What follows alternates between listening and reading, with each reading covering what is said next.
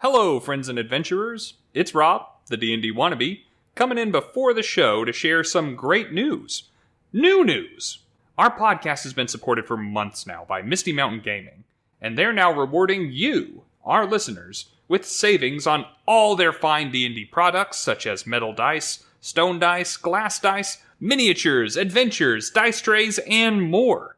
You can use the code TWINS10, that's TWINS10, to save 10% on all purchases made in their online store at mistymountaingaming.com. Every code redeemed helps support Steven and I, and encourages us to make more and better content for you. So be sure to use code TWINS10 whenever you're buying premium Dungeons & Dragons dice and gear from our good friends at mistymountaingaming.com. Okay, on with the show.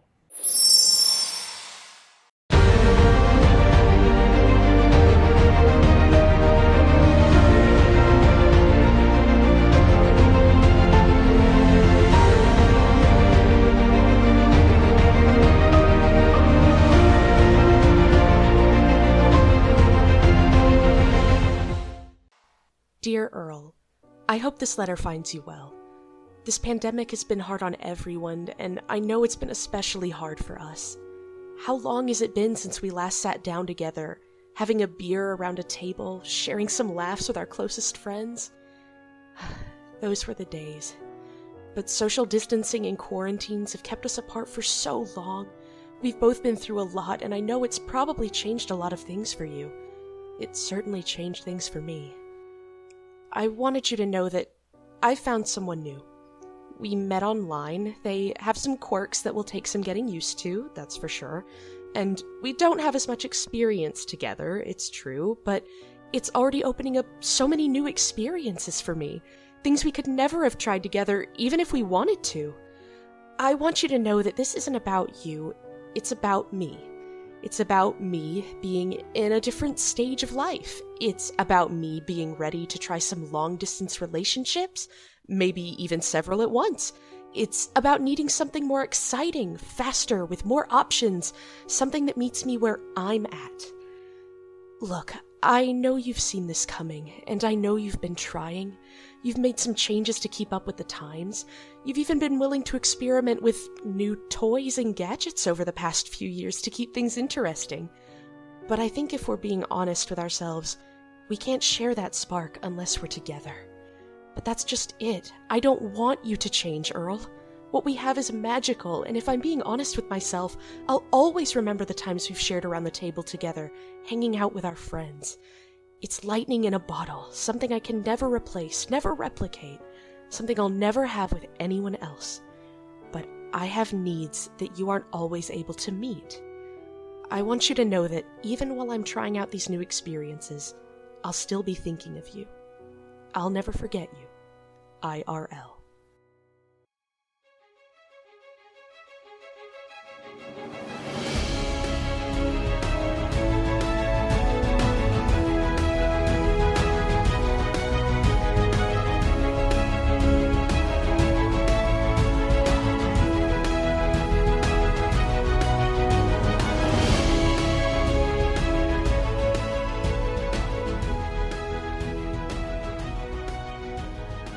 Welcome back, friends and adventurers, to another episode of Bardic Twinspiration. Thank you so much again for joining us this week as I sit down once again with my twin brother, the D&D wannabe.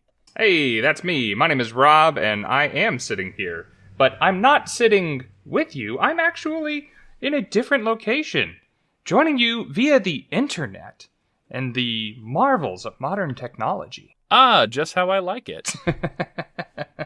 Boy, isn't it great that even though we can't be in the same physical place to record these episodes together in a practical way, that we're able to still record this podcast together? It is nice, but given the opportunity, would it be better if we were in the same room doing this? Or would it? Would that present unique challenges or provide us with unique opportunities? It may do a little of both, but I guess we should really kind of discuss the pros and cons of doing that. But while we're considering how to move forward with the podcast, why don't we talk about using a virtual medium to play D&D? All right, contrived intros aside, Steven and I have been playing Dungeons & Dragons separately and together for years now. I think we're up to 8. I think we are. While I started before Steven and was playing with a different group of friends in person, and Steve's introduction to D&D was also in person, really the bulk of both of our experience with the game has been online. Yeah, it's one of those things that comes with having a 2-year pandemic in the middle of your tabletop RPG career. It also comes somewhat part and parcel with the fact that you're a family man and have kids and responsibilities and can't just be away from the house as often as perhaps you would like. And the fact that as adults whose friends have gone their separate ways as they've followed their individual life paths, we're a little distant from our friends out here in the boondocks these days. Yeah, we're a little bit of a commute now. So Rob and I thought that we would look back on our experience both with games that we have played around a table, either in my home or in his, and the games that we have played together and separately across a virtual tabletop online, and kind of compare the pros and cons of each, so that someone who hasn't tried either one medium or the other can kind of get a feel for what it's like and whether or not it's worth giving a shot. And let's be clear, both are good options. Playing around a tabletop or playing online, either way, you're playing D&D, which I still hold is one of the best things you can do with your free time, and one of the best things you can do with your friends. And as Matt Colville says, one of the best things you can do with your brain. So there's not a wrong answer here, and neither of them is empirically better than the other. At least not in my opinion. No, we're going to go ahead and spoil the ending here and tell you that the best way to play is the one that you have access to at the moment. Maybe you're someone who is unfortunately in quarantine or in one of the parts of the country or the world that still has more restricted rules following the pandemic about social gatherings. Or maybe you're in a place that doesn't have internet or where you don't have access to a laptop or a PC. In which case, your options are going to be fairly limited, one versus the other. Whichever one you have access to, you should do. So this episode is really for the people who have access to both and are maybe considering giving one or the other a shot for the first time.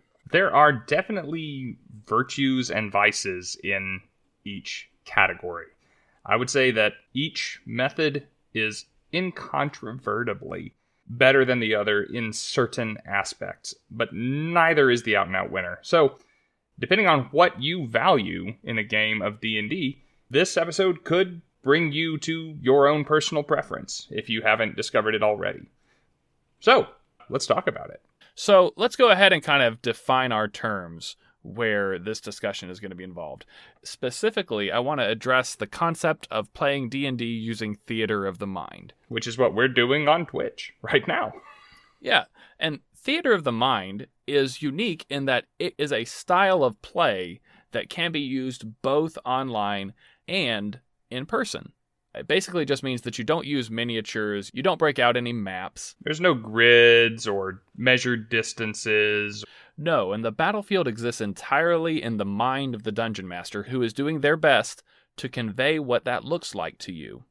As someone who has never run Theater of the Mind before going to Twitch, that can be tough. It's sometimes difficult to take the image that is in your head and put it into the heads of other people without some kind of visual aid.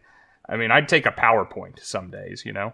The trick with Theater of the Mind is that there's a lot of arbitration on the part of the Dungeon Master, and it's just up to the players to trust and permit them to do that. If you're playing on a map that has a measured grid or hexes, it is an empirical standard whether or not you are within range of your target to cast a spell or make an attack. In the absence of this, if you play in Theater of the Mind, you're just taking the DM's word for it, or allowing him to make a judgment call in that regard. Or just straight up arguing with her about it.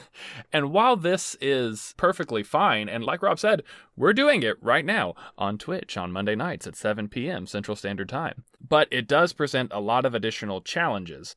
And in order to do a fair comparison between a game that takes place in real life around a table and one that takes place on a virtual tabletop, we're just going to go ahead and eliminate the concept of theater of the mind entirely so that we can focus on the pros and cons of each where they diverge. Right. Theater of the mind is a medium neutral or medium generic method of playing D&D.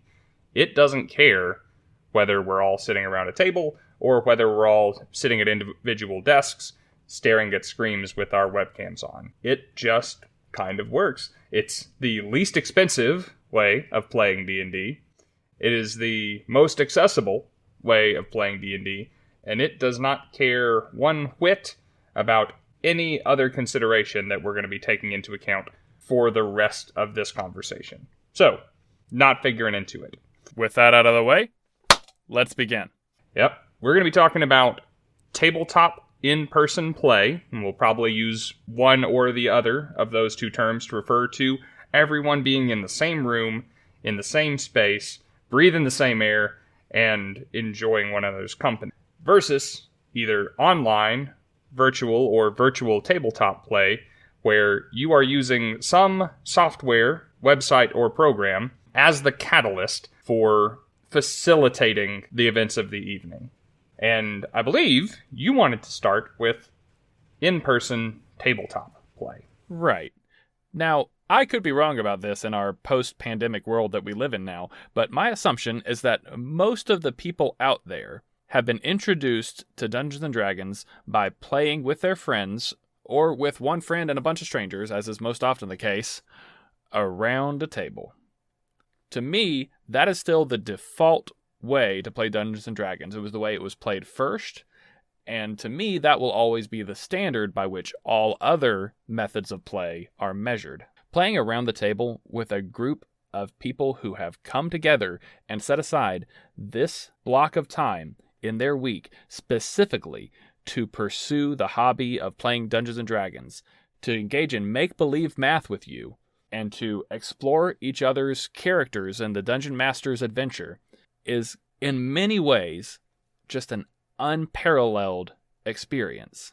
There's nothing quite like sitting around that table, being able to make eye contact with the person that you're talking to as you have a discussion in character about how you're going to handle the situation at hand. Many of the challenges of a virtual tabletop are just trying to recreate this ineffable, unquantifiable charm that you can achieve only across a table from someone. It does have a certain, how you say, je ne sais quoi. Oui. And that, I think, I hate to kind of blow our load so early in the episode here with what makes in-person tabletop so great, but we're starting with this aspect of being in person, of being in a room with your friends and the people that you care about, the people that you prefer and who enjoy the things that you enjoy, and who make time for you for this in their busy weeks. And there's just something about that. This D&D is such an intimate experience for me. Is this true for you? I've gone on about it before, but we've never talked about this from your perspective. In a way, we have had some very different D&D experiences. We have notably played, let me think, about 3.5 campaigns together, whether you were the DM or not. And we had some real highs and we had some real lows. And then once I diverged and played some games apart from you, once again, I had some real highs and some real lows. So I kind of go both ways on this. But I definitely understand and appreciate that connection that you can make with someone as you play with them in real life is so much easier to achieve than when you play virtually. Fair enough. And that kind of goes into the point I was trying to make, and I think this is probably as racy as I will be without knowing ahead of time that I'm going to the bloopers of an episode. And I'll try and do this somewhat tastefully, but it is an intimate experience. It is a very personal experience. It's an experience that I don't really want to share. I don't have an interest in sharing with just anyone. To me, it is kind of the difference between sex and virtual sex. Like, that is way going overboard, I know. But the things that you are losing are the same things that you are losing. You are losing the opportunity for physical contact. You are losing the opportunity for eye contact. You are losing the opportunity to feed off of one another's energy from being in person to going into a virtual medium. I mean, it feels awkward to say, but that's kind of the best way that I can explain it. If I were to play Halo Infinite with my buddy Ian, and we were to both play online, we're in voice chat, we could have some fun. But if you put the two of us and a 6-pack of beer on a couch playing Halo Infinite together, we're going to have a very different time, and I don't have to think for half a second about which one I would prefer. You're never going to recapture the joy that you felt having 16 people in our living room on a landline connection playing Halo 2 across 4 Xboxes and being able to yell at each other from one room to the other, and then after the game being able to get together and point fingers at each other and say someone was screen cheating or not. I mean, kind of, yeah. And as we go through the rest of this episode, I am going to praise the ever-loving crap out of virtual tabletops and all of the options that they give you that you just cannot do in analog, in the meat space. But I think it's very important that we opened up the episode saying the one thing that a virtual tabletop just cannot compete with. Right. So, in preparation for this episode, as usual, I made a list of all of my pros for tabletops and all of my pros for virtual tabletops and all of my cons for each as well. And what I came to realize is that pretty much all of my pros for playing in real life across the table from someone could be summed up in that aspect. They were just various assets of you and I can emote with one another, you and I can empathize with one another, and you and I can draw energy from each other's performance. It basically just all boiled down to that. I mean, hey, even making this podcast, we cannot make eye contact. I can make eye contact with a webcam, and you can make eye contact with the image of me, or vice versa, but you and I cannot look into one another's eyes through this medium. Nope, this is about as close as it can get, what I'm doing right here, and I've never tried this hard before. Right? The various times I've used Discord or Zoom to put my camera and my window this close to each other, and it feels strange. Kind of, yes. Oh, well, I know that you said that this is particularly important to you because the friends that you made in that first game that you ran are now lifelong friends for you. Absolutely. The first game of D&D that I ran was comprised of all the same people that were in the first game of D&D that I ever played. And I married one of those people. And the other 3 were in my wedding party. So, I mean, I don't know what to tell you. Just when you set aside that kind of time to play regularly with people and play pretend and do it every week for almost 2 years, you forge a different kind of bond with people.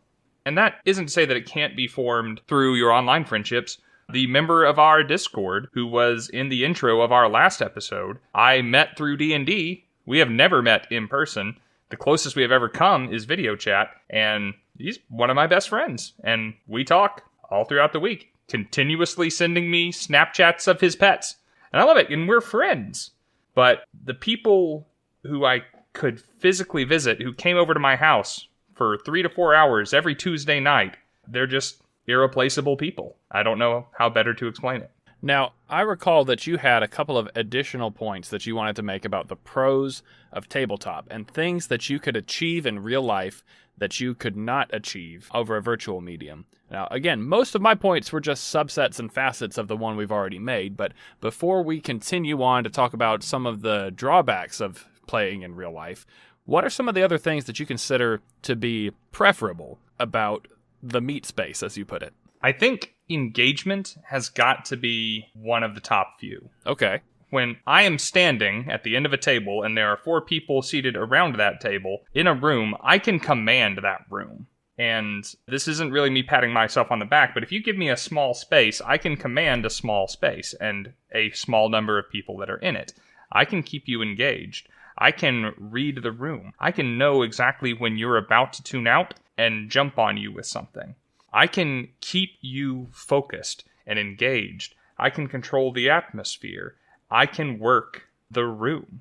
And when I lack a room, I lose that ability.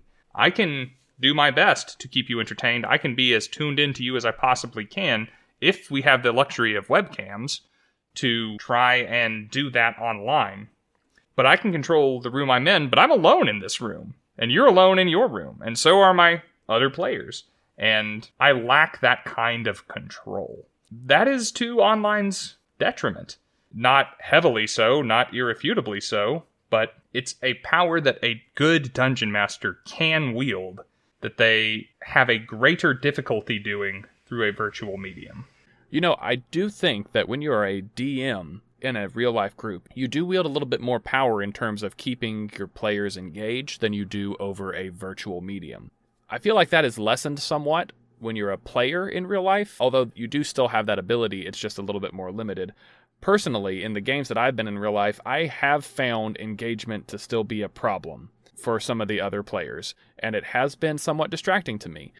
Now, that responsibility to draw them back in does not fully lie in the Dungeon Master, and maybe if this is a repeated problem for someone, whether or not they should be around the table at all should be the actual topic of conversation. And that's kind of what I was thinking while you were saying that. I would blame that more on the people that you played with, knowing the people that you played with, than on the in-person medium on its own. But I will concede that point, that if someone has checked out online, it has a much smaller ability to impact your experience than when someone just leaves the room to take a phone call for 20 minutes. Right. That online, they do that and they get away with it. In person, it kind of tears the whole thing down. But there is a pressure when you are all in person at someone else's house or even at your own house that everyone there is kind of a guest, and you kind of have your guest behavior on to a certain extent if you are a decent human being, versus being online and being in your own house and acting how you want. Yeah. In reference to your previous point, I will say that I think that the DM does gain more control in this way, and a good DM does have the opportunity to draw that person back in, as ever, but more so in real life. So it may be easier to prevent someone from disengaging in that way. Once it does happen, though, the points that you just made still stand. And you do have an excellent point about the commitment that it takes to join someone else at their house or to invite people to your house and set aside this block of time to play the game. It is a commitment, as it always is. But I do feel that that commitment is more present in your mind when you're in real life in someone else's house around their table looking down at the map that they have created for you or holding your miniature in your hand. There is kind of that sense of social obligation, right? Like, if I'm going to be hosting this week, I'd better be ready to host. If I'm the guy bringing the beer this week, I'd better bring the beer. As opposed to being the guy online this week where I guess I should sit down. I think the other big advantage of playing in person around the same table is that learning your character for D&D is the only hurdle that you need to clear. It takes no special skill to sit down at a table. It takes no technical proficiency or special equipment to come and bring your character sheet or your iPad or your phone or whatever it is that you play from. It takes no great skill of any kind to do that, and if you require help with it, someone who can help you is literally arm's reach away. When we get into virtual tabletops, there will be things to learn. There will be technical hindrances. There will be programs, softwares, websites whose interfaces will be different from one another, and you will need to grow accustomed to them. Maybe that's tipping our hand a little bit too far towards what we'll be talking about in a minute, but I would say that is a virtue of analog play. All you have to do to be able to play is show up. Yeah, if you've learned enough to be able to generate your character sheet and know just the absolute basics of combat, then you should be able to pretty easily get walked through the rest. When you look at virtual tabletops, there are a couple of skill sets that are kind of almost gatekeepers. After you've made your character sheet, and after you understand the basics of combat, and after you've met your party, there are a couple of additional steps. But with playing in real life, then the Dungeon Master can walk you through pretty much all of it. I mean, most of us can reach out and move a miniature from one side of the map to another when it is our turn. That becomes a skill when you move to virtual tabletops. I will say that I used to have a pretty significant list of cons for real-life play when I originally wrote this episode. Since then, I have realized that most of these have been done away with thanks to D&D Beyond. which gives you the option to pull up your character sheet and numerous reference documents from your phone or iPad. It has a lot of different capabilities that make playing around a table in real life much more efficient. You can look up spells, you can look up monster stats, you can take notes directly from the app. You can gain all of the benefits of a long rest or a short rest with the click of a single button. You can track your hit points. You can equip and unequip items and have the site do the calculations on your AC or your carrying capacity for you. And most importantly, every time you roll, the app does the math for you. I don't know if I can stress enough how big math was on my detriment list for real-life play, because that is just not a skill that everyone has, and it's a big part of being able to play Dungeons & Dragons. Really slows things down to have people not be able to do basic addition and subtraction. Let me go ahead and say, this is not an ad for D&D Beyond. If you want to sponsor us, we'll do a whole stinking episode about why we love your website, which we do. I pay you lots of money. Believe me. I will come up with Sam Riegel-esque ads. I may not wear everything that he'll wear, and I may not eat everything that he'll eat. Hey, this is a podcast. He will wear and eat those things. And you can't prove that we won't. So, not an ad for D&D Beyond. Great website. I recommend that you use it. And it does have some advantages. For example, if we were playing in the meat space, I have a player's handbook. I would happily lend it to you so that you could create your character. Then I would lend it to Susie so she can create her character. And then I would lend it to Dave so he can create his character. Or I can purchase it on D&D Beyond, and you all have access to it from any connected device. Immediately and, most importantly, simultaneously. So, it's a good tool. That said, a lot of what D&D Beyond can offer you can be accomplished with a Google search. Other than, like, managing your inventory, I can't do that on the internet. I can look up spells on the internet. I can look up equipment on the internet, look up weight and ranges and damages and class abilities. I can take notes from the Notes app on my phone. And when we were playing in the before times, when we were playing around a table, we were coming off of the days where when you sat down to play D&D, everybody set their phones aside in a bowl or in a different room, and nobody touched them because everyone was expected to be focused on what's going on. But phones are a powerful tool that can help you. They are extremely convenient devices. That is the conceit of their design, is convenience. And now I don't play D&D. I don't do anything without being within arm's reach of my phone. So I have played in 3 campaigns in real life. The rest of them have been virtual. Of those 3, 2 of them were prior to the invention of D&D Beyond, which is why it was not a consideration when I was originally making this list.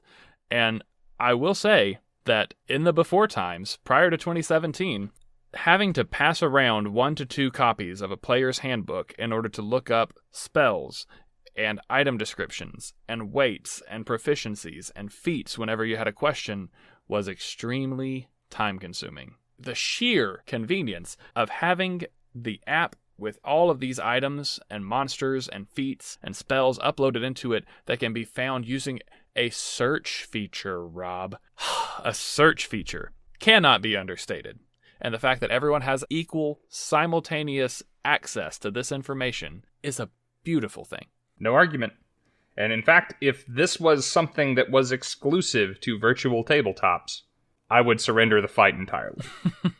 Yeah, it's a game changer. We wouldn't be having this conversation. We would just be talking about how great online play is. When I first wrote this episode, I thought that I was going to be just the virtual tabletop champion, the advocate, the apologist, the person who showed up and told you guys to forget the classic way of doing things, that you need to make the switch to a virtual tabletop like Roll20, which is primarily what I've been using. But D&D Beyond is so good that even when I play on a virtual tabletop, I still use it. And the fact that it exists makes playing in real life an attractive option for me again. Given the opportunity post-pandemic, I will probably try to make this happen. Now, as Steve said, this is probably the default mode. Yes, if you haven't played in person yet, for these reasons, if no others, you should give in-person play, tabletop play, a shot. Conversely, if you haven't tried online play, if you have not given a virtual tabletop a go, let's talk about some of the reasons why that might be an attractive option. And Steve has done a little running on a virtual tabletop. I have done a lot of running from a virtual tabletop. And we have both been players in this medium as well. I think, correct me if I'm wrong, we have more experience individually and together playing online than in person at this point. Oh, I absolutely do. As we just said, I've been playing D&D for the last 8 years or so, but more than 50% of those games have been since the pandemic started. And due to the pandemic, I was obligated to use a virtual tabletop, in this case Roll20, in order to continue playing, social distancing and all that stuff.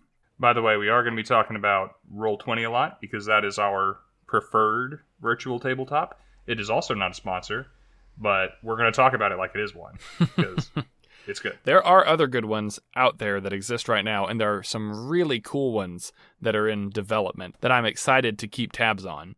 But Roll20 right now for me is still the standard because it's what I was first introduced to, and I haven't found many compelling reasons to leave. Since my first experience with Roll20, I just caught the bug. It solved so many of the tedious little things that bothered me about playing in real life, and I have been extremely happy to continue using it since then. I have my own opinions in this realm, but let's hear it from the virtual tabletop apologist. What do you think is the primary compelling reason to make the change to online play? If I had to put it in a word, efficiency. Remember as we go into this discussion that I am a dad of 3, and I very much enjoy spending time with my family, which is great because I do have obligations towards them. When I get to set aside time for myself, I want to make the most of it. And making the most of that time in order to play a game like D&D, to me, does not involve a commute. And it doesn't involve a lot of setup, and it doesn't involve a lot of cleanup after the game is over. For all of those reasons, virtual tabletops got a big check in my book for this comparison right off the bat. When you sit down to play a virtual tabletop, you load up the program or the website, and assuming that your character has already been created and the dungeon master has already put together his map, you're ready to go. That is very true from the player's perspective.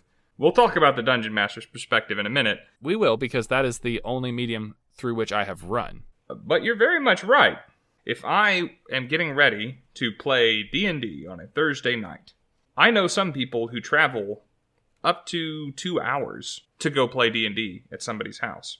And then they play the D&D session there, and then they make that commute back. So for 4 hours of D&D, they set aside 8 hours. Wouldn't it be neat if you could be reimbursed that travel time?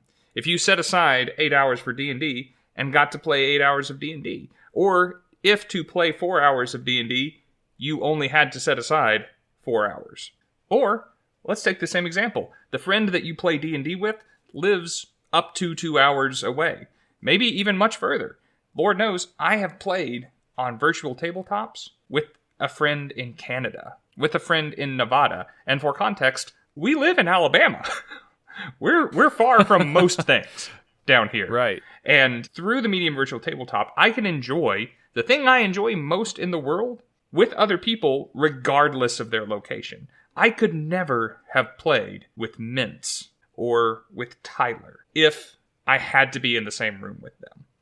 Never would have happened. Right. Setting aside efficiency for a moment, my first game during the pandemic was with a group that I found online, and they consisted of players from Canada, from the southern United States, and from the United Kingdom.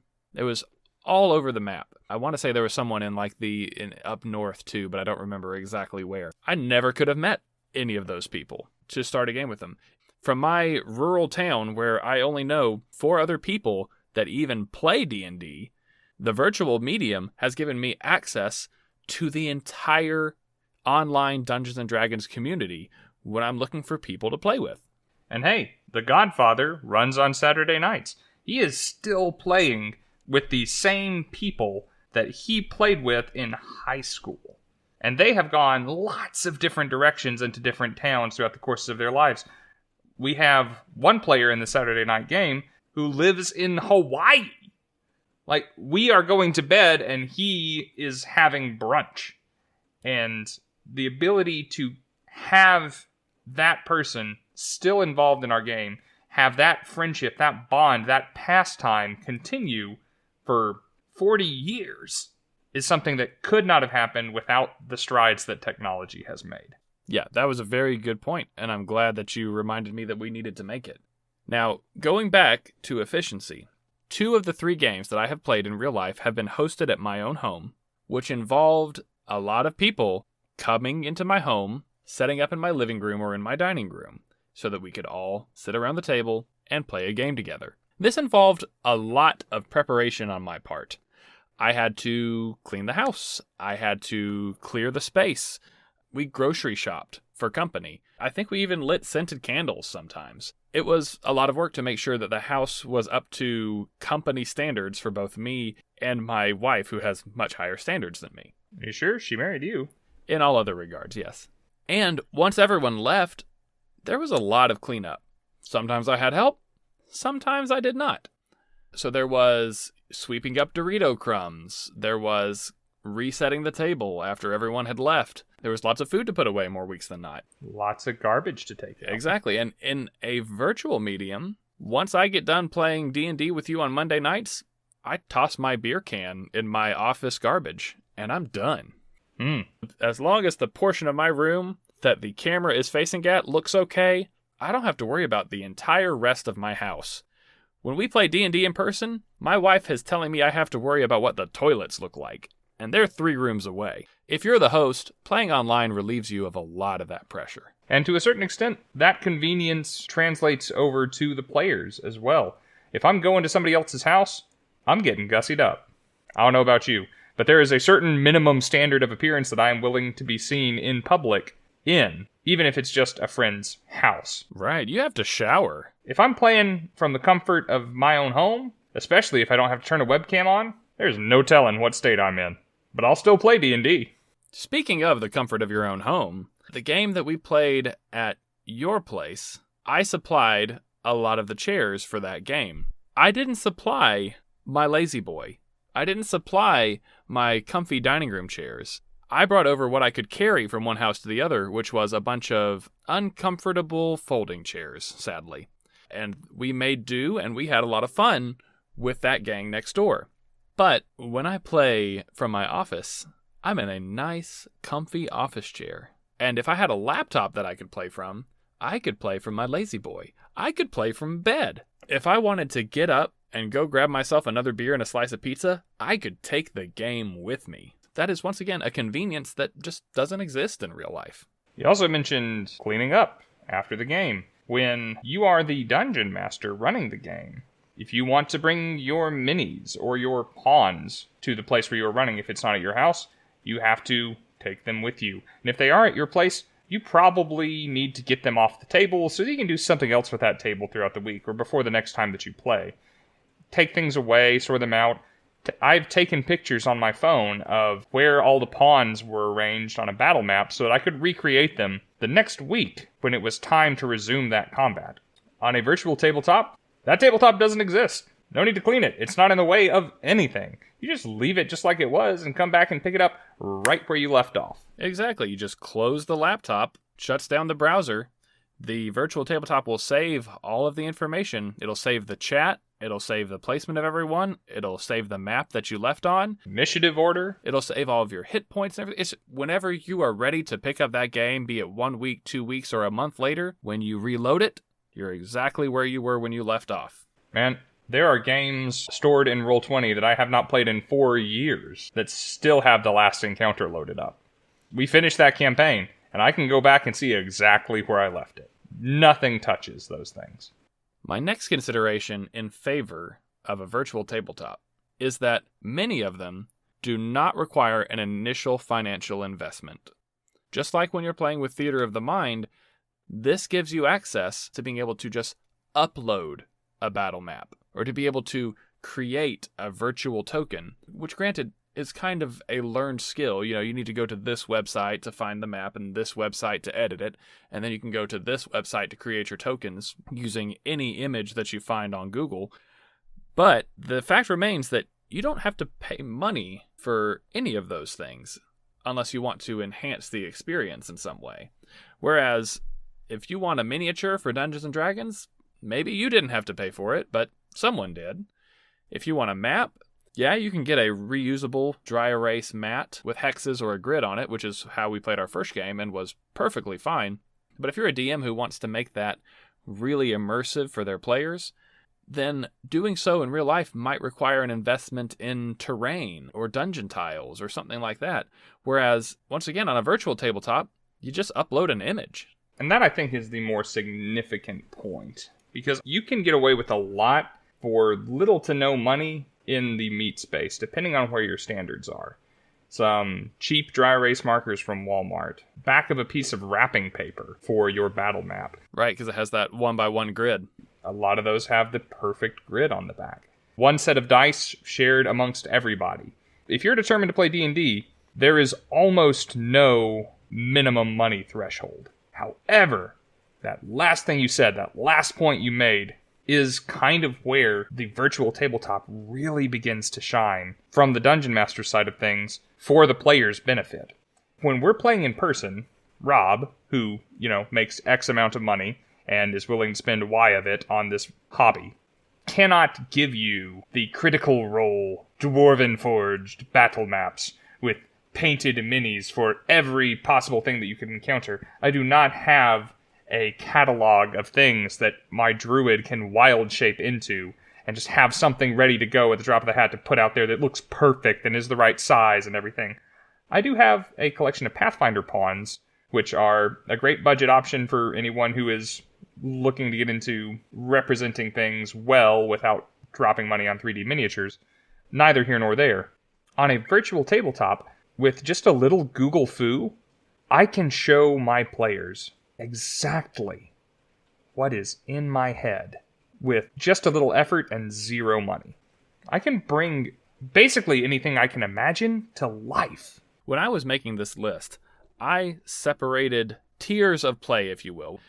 There was the entry-level budget option, the upgraded premium option, and then the Cadillac of tabletop experiences, which I dubbed the luxury option, which is, of course, things like Dwarven Forge or playing on a TV that's installed into a table to where you can facsimilate some of the advantages of a virtual tabletop. Basically, all of the stuff that you see on Critical Role is not exclusive to Critical Role.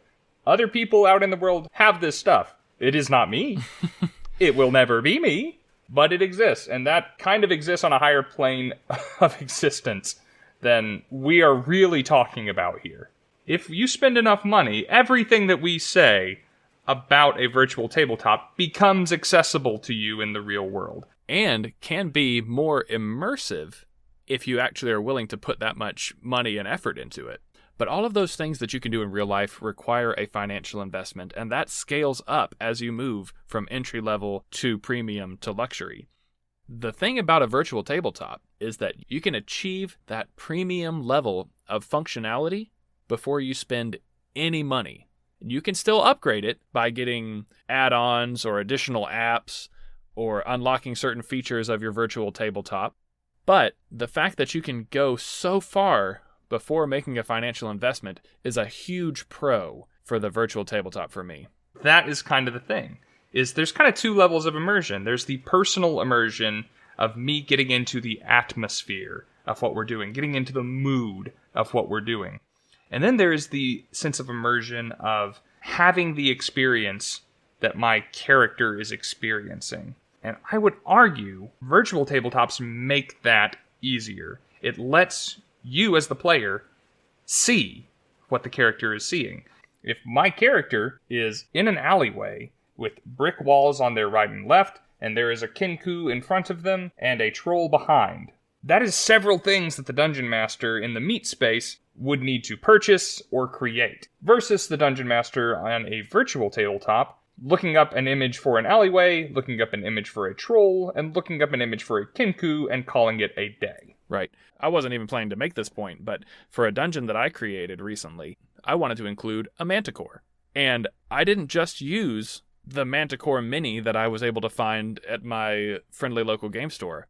I went through hundreds of works of art depicting manticores on Google Images until I found the one that had the right look and had the right feel to him, and I used specifically that one as the manticore in the game. That doesn't just apply to manticores. I can find thousands of different towns or alleyways or floor plans of taverns or floor plans of castles or images of ghosts to throw at my players, to present them with my personal ideal of the thing their character is seeing at this moment.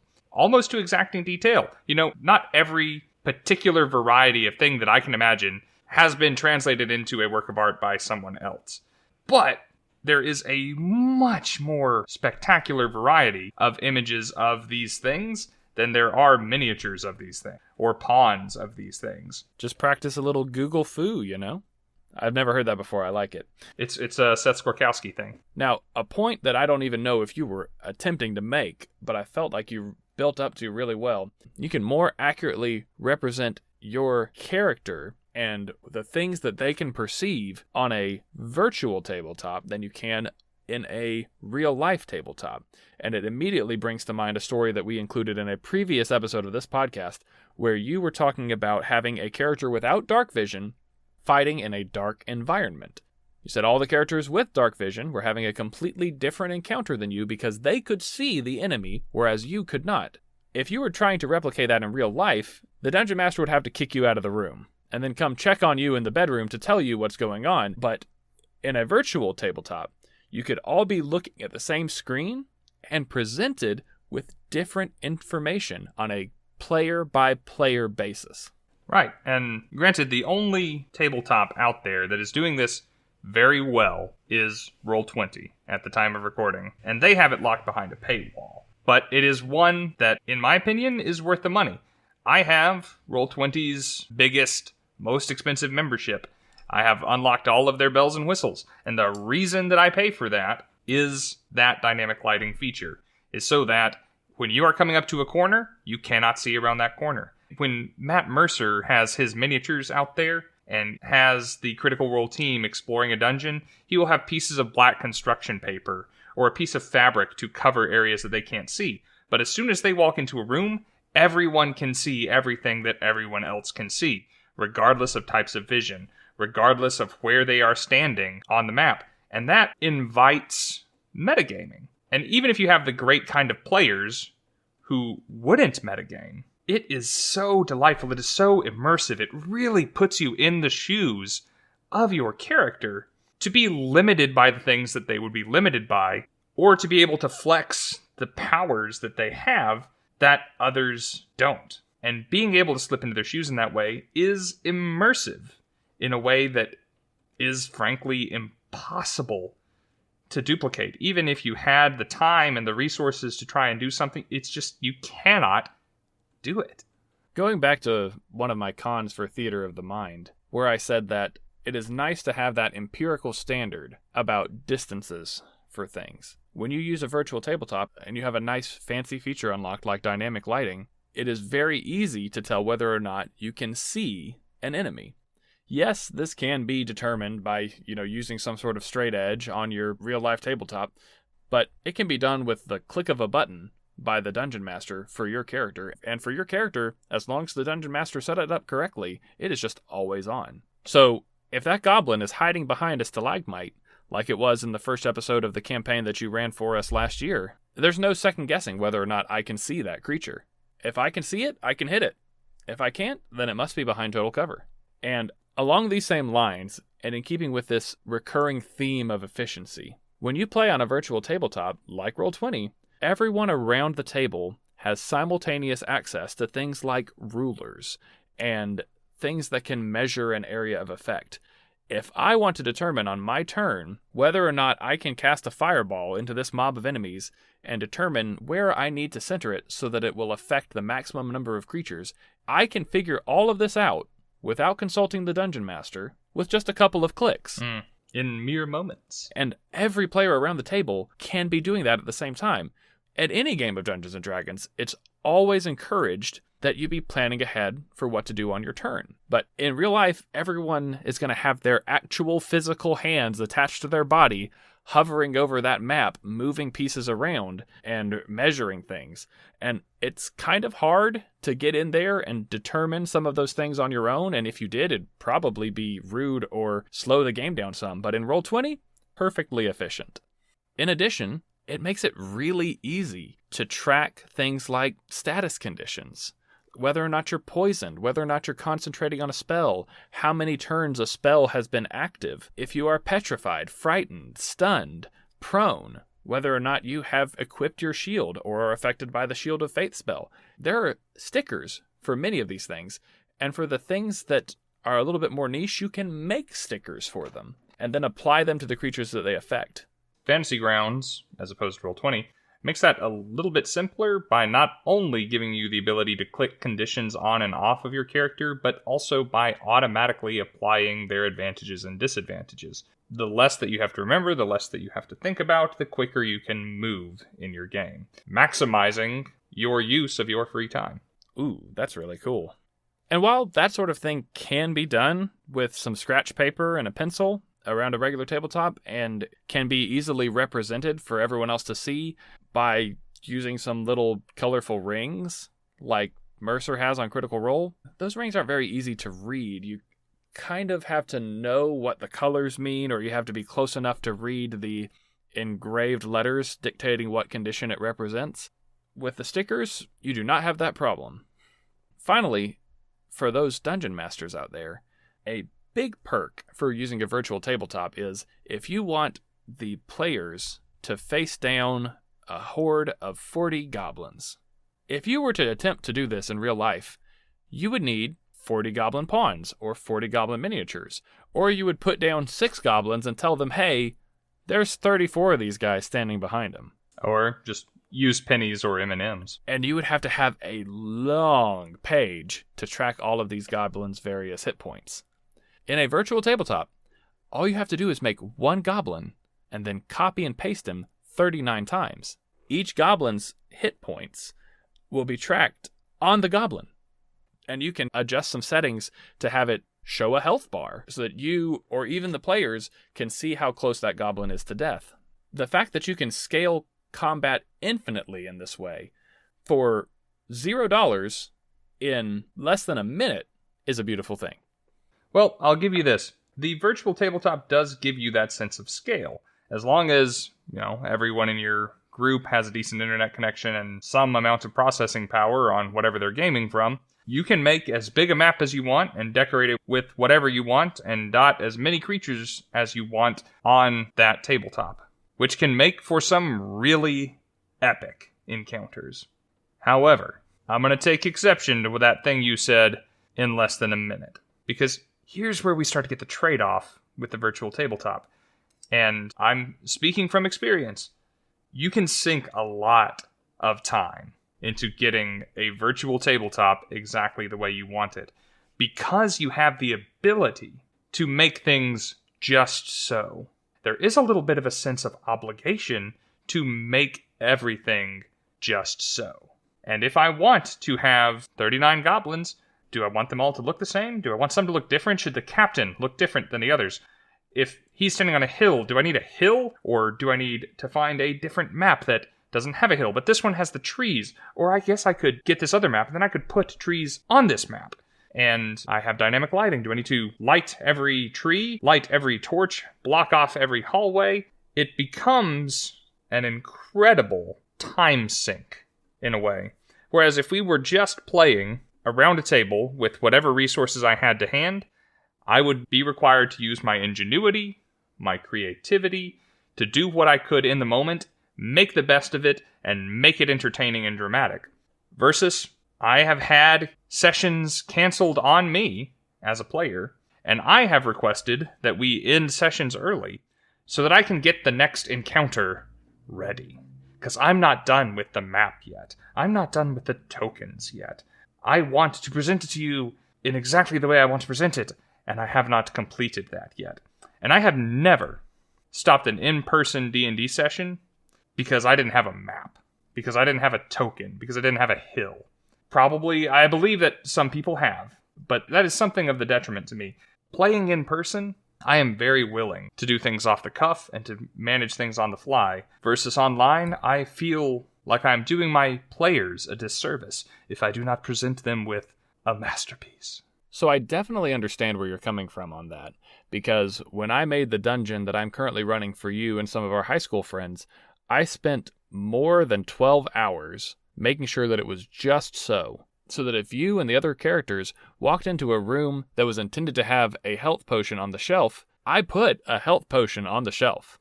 Or if you walked into the armory, or if you walked into an empty room that I wanted to be the armory, I went out and I found images and assets of various types of weapon racks and various crates and boxes, and I filled that room with the things that you could expect to find there. Now, this pressure, I think, just comes from our knowledge of what the medium is capable of. And we know that because we have the ability to put whatever we want in this room, and we are not limited, that we should make this as accurate as possible. On the other hand, I have also played in virtual tabletop games where if we were fighting in a round room, someone drew an MS Paint circle, and that was our battlefield. Fair. It works in the same way that a real-life game does, and you can run that gamut from the most basic possible representation of everything to a finely detailed version. But in a virtual tabletop space, like in Roll20 or Fantasy Grounds, the degree of detail that you can achieve far exceeds what you can achieve in real life, with or without a financial investment. And on a virtual tabletop, there happens to be no financial investment for the most part. Definitely not for the players. But my point is, because I understood how precise I could be, I felt compelled to spend as much time as possible to make it as detailed as possible. But I think that is more a hang-up of you and I, wanting to be exact and wanting to be precise and wanting to make everything as immersive as possible, rather than an inherent flaw in the system. It is just capable of a lot, and we intend to use it to its fullest extent. I'm not stating it as a flaw at all. I'm singing its praises, that with enough effort, you can make a virtual tabletop exactly the way that you want to make it. That is definitely in the pros column. I'm just saying that the amount of time that I spend preparing for an online game far exceeds the amount of time that I would spend preparing for an in-person game. Oh, definitely. Where I am trying to be entertaining because I am the one that's doing the entertaining, versus when I'm on a virtual tabletop and the tabletop is doing the bulk of the entertaining. I will grant you that has been my experience as well. But once again, I don't think that it has to be. I was worried that you were making the point that you should expect to spend more time creating a map on a virtual tabletop, when in reality, if you found a picture online that represents the map that you would like to use, it's as simple as uploading and can be done in 30 seconds. Speaking of things being a little tricky, when you are learning a virtual tabletop, and you are coming to play that for the first time, not only do you need to learn Dungeons and Dragons and what your proficiency bonus is, where your ability scores are, what you're skilled in, and how to roll the virtual dice, or maybe not, depending on how cool your DM is, but you also need to learn the interface for the game, which there are lots of different virtual tabletops out there. I would argue that some are more intuitive than others. We're fortunate that the bulk of the things that you do on Roll20 are actually mapped to mirror a 5th edition character sheet. So, as long as you know where to click, all you have to do is click. But there are tools that are a little obtuse. And we've had to halt a game now and again because one of the players is just looking at a black screen and we don't know where they are on the map, and we're trying to guide them around or trying to get them to look at the right thing, or they don't have the correct token on the right layer, and it just becomes a kerfuffle. Yeah. To me, there are really only two major drawbacks to playing on a virtual tabletop. One is just what you miss out on interpersonally, the social aspect of being in a real-life game. And the second is this point that you're making now, that there is a learning curve to using a virtual tabletop. I contend that it is 100% worth it, but I am not going to pretend that it is an altogether simple process. someone in your group, doesn't necessarily have to be you, but someone in your group needs to know that system in and out, so that when you do find yourself on the other side of a wall that you're not supposed to be on, they can direct you or the DM on how to get you back where you're supposed to be, so that when that asset gets inadvertently shunted to another plane of existence, by which I mean a different layer on your map, someone knows how to get it back. There are tons of keyboard shortcuts and things to make this very efficient for you, once again, as long as you know what they are. And having to look up how to perform these various functions can be just as hard using Google as looking up a rule in the player's handbook. Granted, I mean, it's just like learning any other video game or learning any other RPG system. Once you've got it, and nobody needs to help you any further. But it is a hurdle that needs to be cleared before you can really enjoy the game in this way. And another one, frankly, is the same hurdle that you encounter with anything technological, is the inconvenience of connectivity and of technical difficulties. We love Roll20, and I will continually sing its praises. It's still my favorite of the virtual tabletops out there, but it has had some issues. I mean, just go look through Roll20's Twitter feed, and you will see it has had some issues. Also, I really enjoy being able to see my players when I run. Not all my players have webcams. I mean, a lot more of them do since COVID, but these little technological conveniences can be expensive in their own right. Whether or not you're buying miniatures or playing online for free, you gotta have a decent computer, you gotta have a decent internet connection, a webcam and a good microphone helps, and there are still gates that you must pass through to be able to enjoy D&D as it's meant to be enjoyed online. There are, and I do come into this with the assumption that most of the people have access to a computer they can use to pull up Roll20, and that most people have an internet connection in their home, which is not necessarily always the case. Probably everyone listening to this podcast has those things. Well, I mean, not necessarily, because you could download these episodes on 5G from your mobile device, which would be fine to pull up D&D Beyond, but is not going to help you in terms of Roll20, because you need to be on a Chrome browser on a personal computer, be it laptop or otherwise. Or an internet browser of some kind. I think Roll20 only works on Chrome now. Could be wrong. Really? Ooh. I tried to run it on That's Firefox. A mark in the other column. Once upon a time. Who doesn't want to use Chrome anyway? Surprising amount of people. But anyway, go on. Hey, but here's the thing. Chrome demands a lot of RAM from your computer, and it takes up a lot of your internet bandwidth. Guess what else does that? Discord and Zoom once you turn on your webcam. And then you expect it to also be able to manage the additional weight of having a 40 goblin encounter on Roll20. Some of these things will be a little overtaxing for some people's computers and internet connections. So you're right, I don't mean to necessarily imply that this is the perfect solution for everyone, but if you have a moderately decent computer, made within the last decade, and access to half-decent internet like we have out here in the sticks, then you probably have what you need. And I will say that a webcam is a huge improvement, having gotten one only about a year and a half ago. It does make a significant difference to be playing in a game where everyone can see each other, as opposed to a game where everyone is using voice only. And I think that has to do, again, a bit with that accountability that you enjoy in real life. You can make sure that everyone has at least, one eye open to tune into the game and see what's going on, whereas if you're using voice only, someone can nod off at their desk or get up and leave, and you'll be none the wiser. It's Rob's turn. Rob? Guys, what happened to Rob? Is Rob on mute? Rob, are you there? Someone call him. That's one of the reasons I like Discord, is if you haven't specifically turned this feature off, if one of my players is on Discord and they tab over and they start playing a video game, Discord will tattle on them. They'll tell me, Walter McIntyre is playing Halo Infinite. And I doubt... He doesn't do this. I'm using him as an example because we're friends on Steam. But that is the thing. And kind of on the opposite side of that coin, though, you kind of have the opportunity to amuse yourself in polite ways when it's not your turn sitting at the table. You know, You could be entirely invested, but in that 40 goblin encounter, you might be sitting here a while, and it's nice to answer a couple of emails. it's no secret that combat in D&D takes a long time. And after your turn, you're going to spend a significant portion of your evening waiting for it to be your turn again. I pray that it's not the case for you, but it's probably the case for you, or at least you can relate. And while there is a fair amount of enjoyment to be gained from paying attention to everyone else's turns, to keeping track of what's taking place on the battlefield, for prepping for your own turn, you're probably going to end up with some downtime.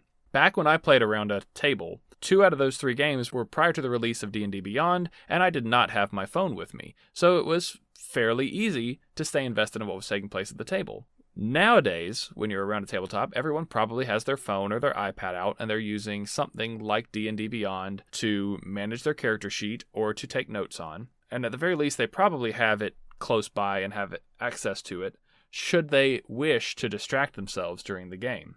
And in the most recent of those real-life games, one of our players would pull up TikTok or YouTube and amuse themselves with funny little short videos.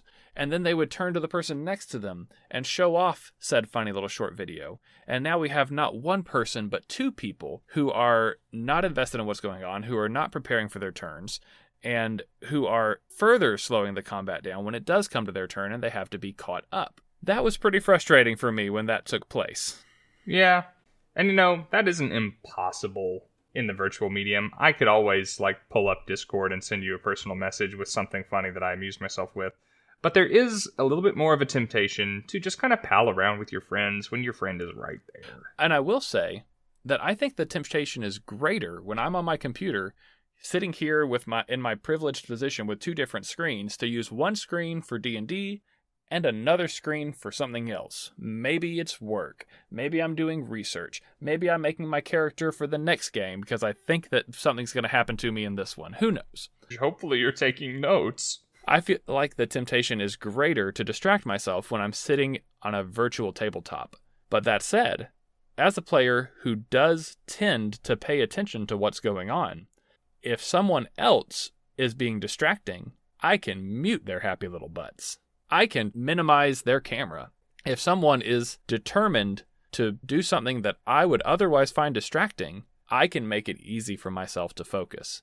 So there is a trade-off there, and Rob and I have gone back and forth a couple of times on the pros and cons of that particular aspect, and whether we prefer the ability to control the in-person engagement of your friends, or to have immunity from it, or to manage your own attentiveness and to eliminate those distractions more easily should they occur. Personally, I've become very accustomed to managing my own, where I know, given the opportunity, Rob would prefer to manage the tables. I mean, that's just a Rob thing. I would prefer to manage everyone else's everything if they would let me. If this whole world would just run on Rob's word, Rob at least would be a lot That's happier. the Franklin in you. Now, I'm not sure if this is a pro or a con, but it is a consideration. You mentioned muting people and being in charge of your own self more fully. That kind of extends a little bit into if something goes wrong. If you find out that you're playing with someone that you suddenly become very uncomfortable playing with, maybe you become uncomfortable knowing them or being around them. If I'm playing with someone online, I block that person and I'm done. They have very little hope of knowing who I am or where I am or finding me or doing anything like that. There's a sense of security and anonymity in the virtual space. Now, there are going to be those determined and talented sorts of people who can find me no matter what I do, but I think that's true regardless of being online or offline, so not really considering that. But if something were to go awry in a real-life game from someone who has been to my house, I'm going to feel a lot less comfortable in the coming days, because that person knows who I am and where I live and where I work and what I drive, versus just kicking someone from a Discord server.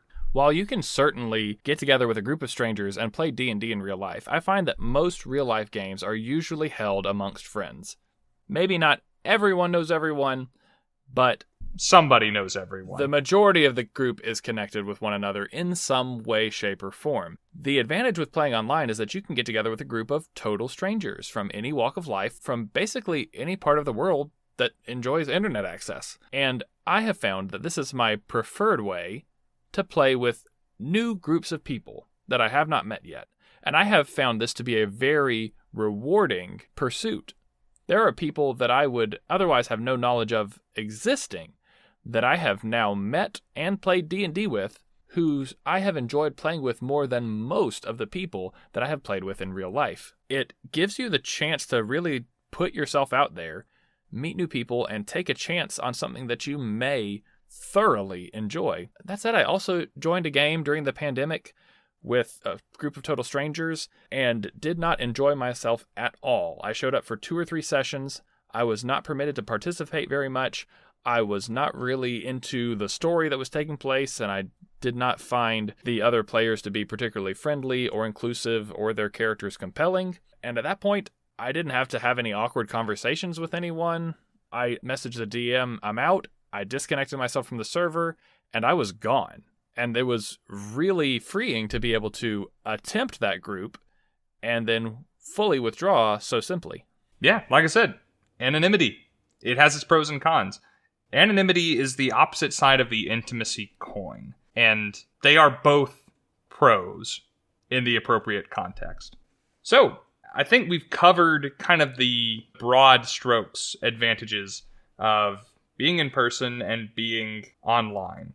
Being in person, there is a greater sense of intimacy, there's a greater sense of camaraderie and communication, and a greater potential for group engagement. Whereas going online, there's a lot of convenience, there's a lot of efficiency. Technology makes up for a lot of tools that you may not have access to. It gives you permission and the ability to involve people that you otherwise wouldn't be able to involve. And it allows you to achieve a higher level of play by putting in the work, but saving the money. And also gives you a greater sense of immersion and personal engagement, even at the expense of the group engagement. I think that was a really good sum up, and you did that on his first take. Yeah.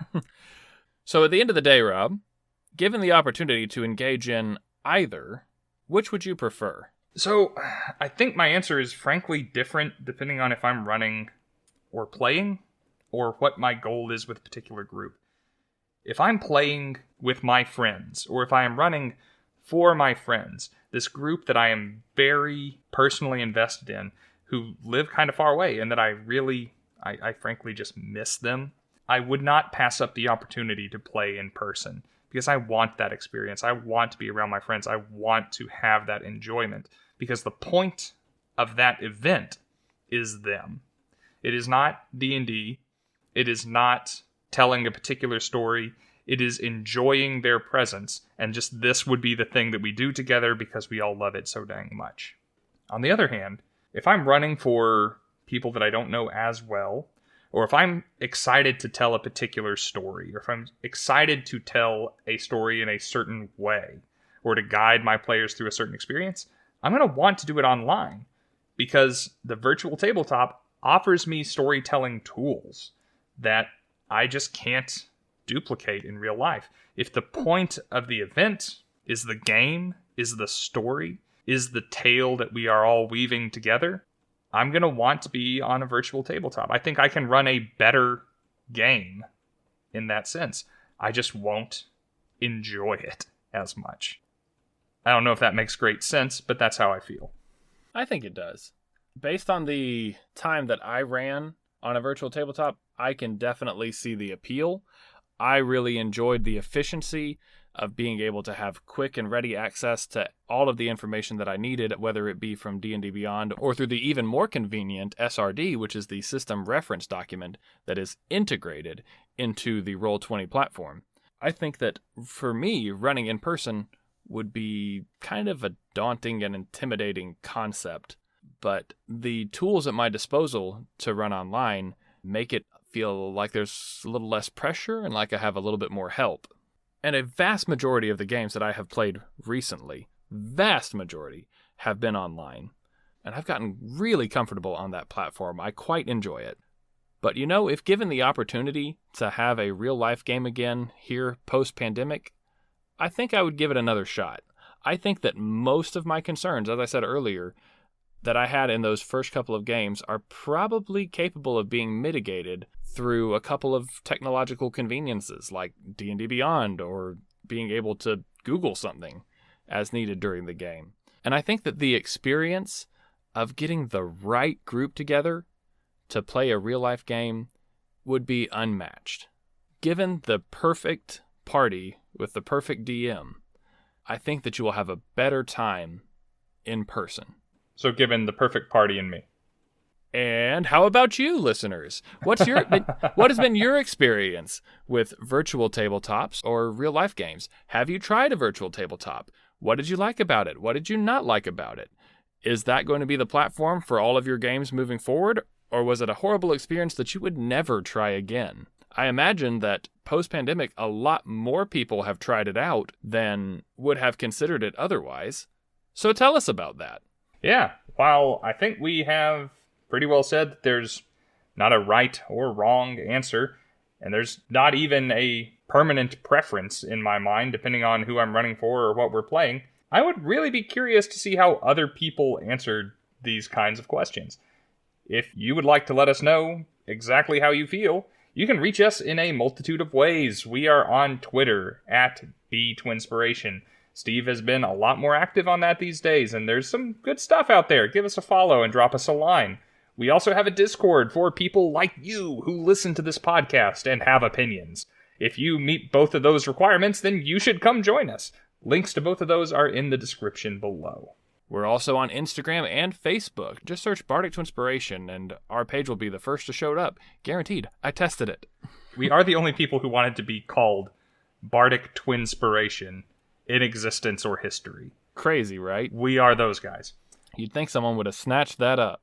And if you want to see if we practice what we preach or what online play is like without a virtual tabletop, we stream on Twitch Mondays, 7 p.m. Central Standard Time over at Misty Mountain Streaming. We are several episodes into our Rhymehold Ritual campaign, of which I am the DM and Steve is one of the players, and the other 3 players are way funnier than either of us, so come and give us a watch. That is true. That is unequivocally and embarrassingly true. If you want to show us some support, come check out that Twitch channel, or find the content that Rob has been producing on YouTube. Or even easier than all of that, consider giving us a 5-star rating and writing review on the podcast app that you're using right now to hear this.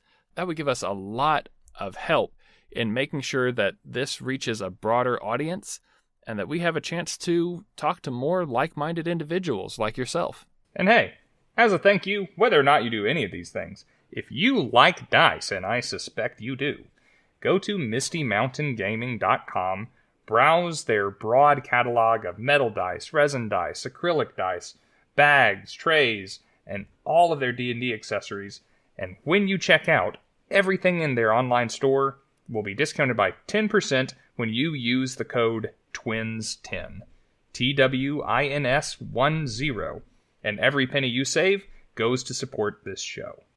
And hey, when you're done doing all of that, you can always come back and hear us again in a couple of weeks on our next episode of Bardic Twinspiration. That's right, no Vorpal sword required. We'll be headed back to see you in just 2 more weeks. See you then!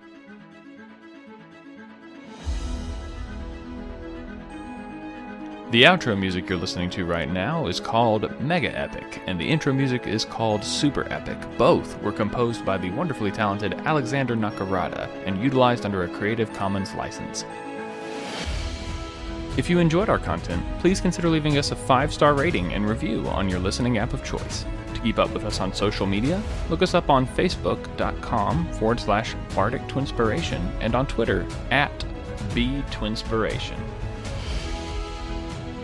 Want to interact with us directly? Come join our Discord. After all, who are we if not people who are willing to roll the dice on making some new friends? Links in the description. Come check it out.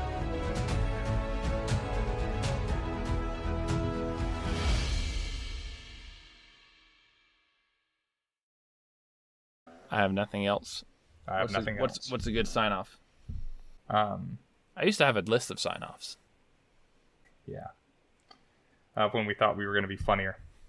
You mean before we realized that we could be funny the whole episode instead of just at the beginning and the end? Given the perfect party with the perfect DM, I think that you will have a better time in person. So given the perfect party and me. Take your time. I feel compelled to make a joke. Yes, you should. If you change your mind, I'll be the first in line. Baby, I'm still free. Take a chance on me. You said if you change your mind earlier, and I just had to get that out. There's a lot of songs that you know that I don't know. That's ABBA! That is a band that you just mentioned. It's also in Mamma Mia. Surely Marietta's made you watch that, right? No, I've completely skipped Mamma Mia. I haven't seen Mamma Mia. I haven't seen Forrest Gump.